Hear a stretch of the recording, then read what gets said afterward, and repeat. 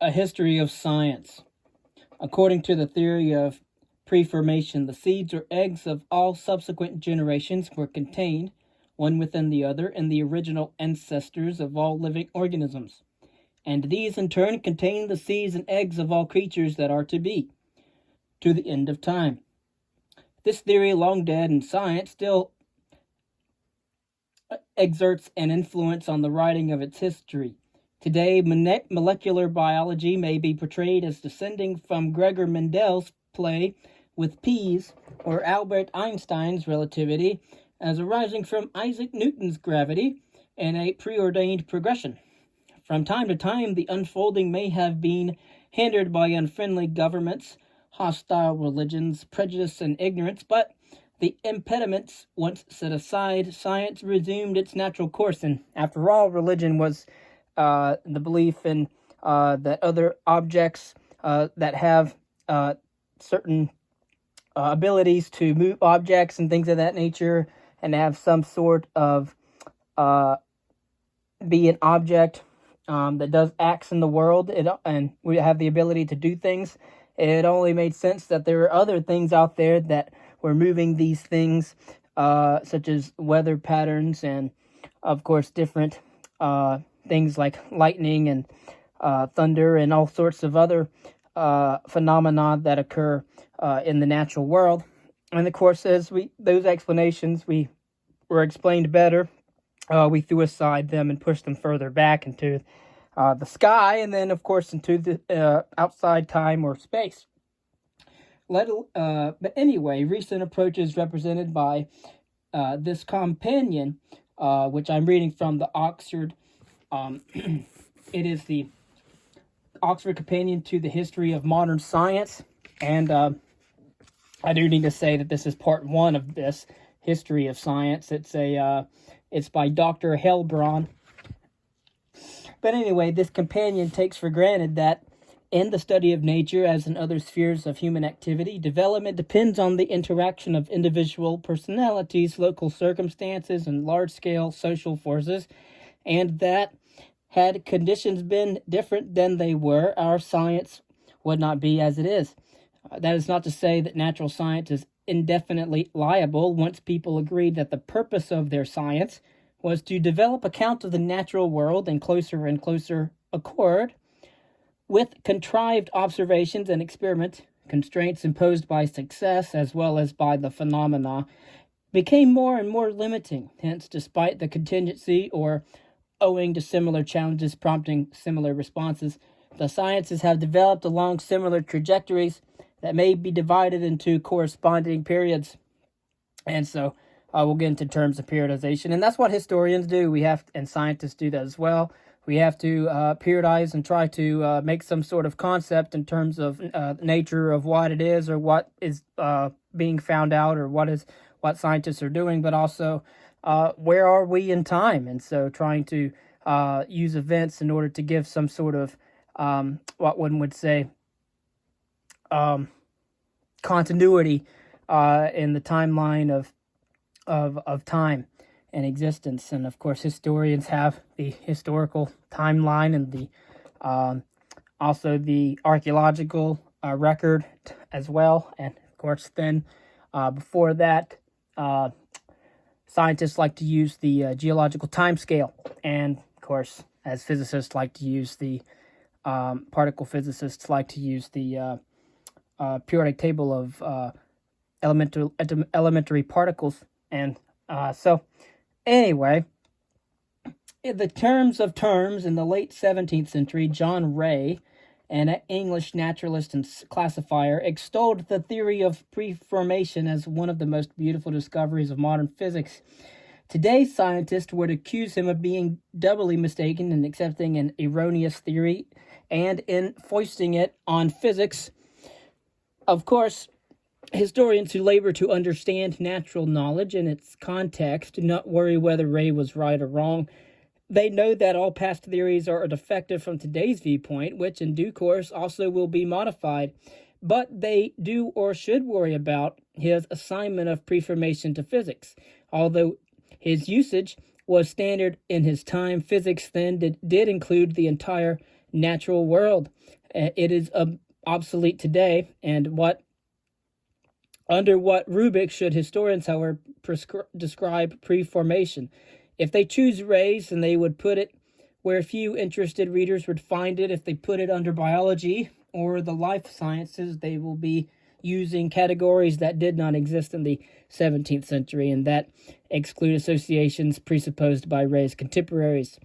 Of course, now we have a lot of different sciences now in the natural science.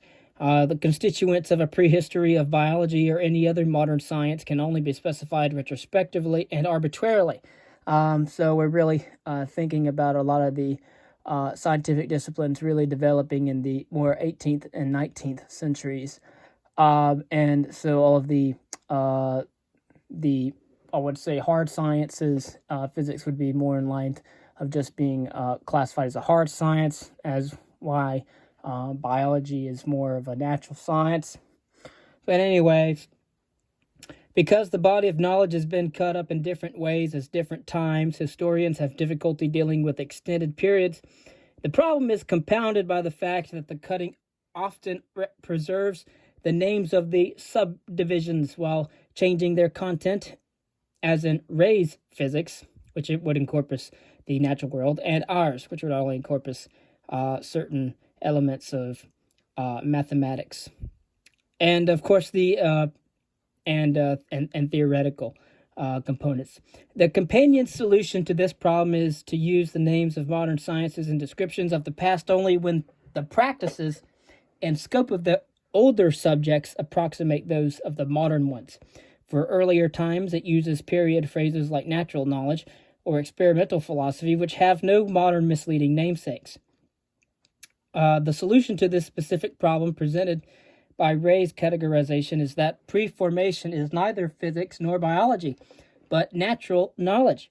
This solution is a luxury that an individual historian working independently on some piece of science seldom can afford.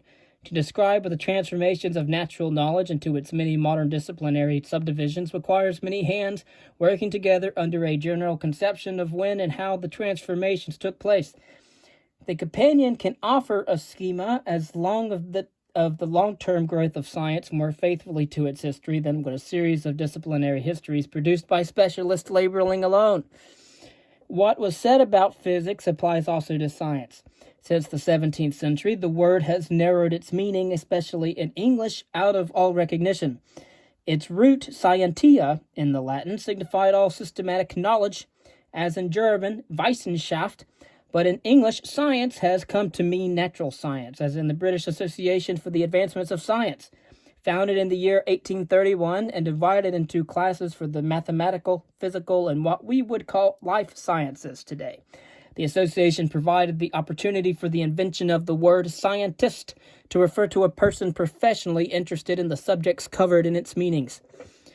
Of course, although the French word science can have the meaning of Wissenschaft, it has also been used widely since the 17th century in the English sense.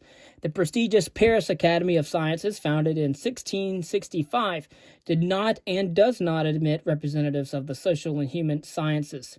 The first steps toward restricting the meaning of science to natural science began before the narrowing of the meaning of physics. From the end of the 18th century, science in its restricted sense had the same scope that physics had a century earlier. The word puzzles, so far considered to have been drawn exclusively from European languages. This is not an oversight. The subject of this book is the growth and spread of Western science and its uses. Western science is a uniquely powerful method of representing and exploiting the natural world. For example, think about the hypothetical deductive method. These activities do not exhaust the interest of humankind. It is not a complement to other sorts of knowledge and belief to enroll them as precursors or approximations to Western science. On the contrary, their strength and value must be judged by the extent to which they fulfill the purposes for which they were designed. This is not to say that Western science owes nothing to non-European cultures. Quite the reverse is the case. Many ingredients of Western science have come from other cultures and regions, for example, India, Islamic regions, colonial territories, etc. And, of course, we're thinking about Asia and the Near East and Africa. And indigenous systems of natural knowledge have shaped the ways in which non-Western societies take up Western science when exposed to it. More recently, Western science has been enriched greatly by the direct contributions of people who are not of European descent. And, of course, this is in terms of ethnicity, and much Western science is now done in Asia, especially that of Japan. We give due weight to all of these contributions, ingredients, and influences without losing focus on Western science, that is, using the science of terminology in regards. But anyways, periodization. Or classifications of knowledge and the names of its divisions are important demarcations of the periods into which the history of science falls. So too are institutions for the support, pursuit, and diffusion of science. Simultaneous and significant changes in institutional and intellectual factors make good indicators of a new period or sub-period. Typically, modern institutions like professional disciplinary societies and university research laboratories appeared around the time that the names of many sciences like biology, geology, physics, and psychology, for example, were first used in something like their present meaning. Some of these were done in Germany. From these and other considerations, the companion sets the epoch of modern science around 1830. Most of these disciplines were not created, but continued to more well-defined in the 19th century in Germany and France. And then a lot of them were brought over here to America. And in 1830, that year regards the 30 years on either side of 1800 as a transition from an earlier period, usually called the Scientific Revolution, marked by the rejection and creation of elaborate systems of natural philosophy, the beginning of sustained instrumental exploration of nature, and the foundations of institutions that encourage the pursuit of natural knowledge. For symmetry, the date at which the revolution commenced is arbitrary and agitated. The companion starts the scientific revolution in the year 1600. To make clear that the revolution was about, it considers a preliminary period commencing for convenience in 1500, and this rough periodization is further refined.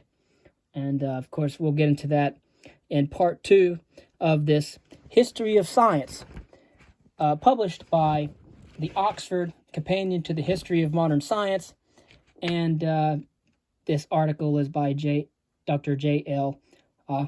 Heilbron. And we'll go on to the next video.